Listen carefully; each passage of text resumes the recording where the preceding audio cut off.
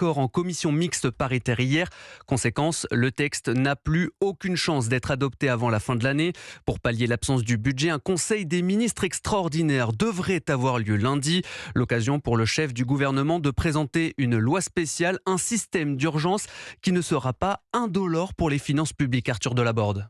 La loi spéciale limite fortement la marge de manœuvre de l'État, un scénario déjà vécu pendant 6 semaines début 2025. Concrètement, elle permet seulement de prélever l'impôt, d'emprunter sur les marchés et de reconduire les crédits d'une année sur l'autre. Autrement dit, des mesures strictement techniques et pas politiques. Impossible par exemple d'augmenter comme prévu le budget de la défense de près de 7 milliards. Impossible aussi de réduire les déficits. Ni hausse d'impôts, ni baisse des dépenses. Le ministère des Comptes publics chiffre l'impact immédiat à 11 milliards d'euros, 3 milliards de recettes en moins en raison d'une croissance amputée de 0,2 points de PIB liée à l'incertitude et 8 milliards d'économies qui ne seraient pas réalisées. Une solution de très court terme qui conduirait à un déficit nettement supérieur au souhaitable, résume le gouverneur de la Banque de France. Conséquence, la barre des 5% de déficit sera très probablement franchie, ce qui, selon François Villeroy de Galhau, mettrait la France en danger.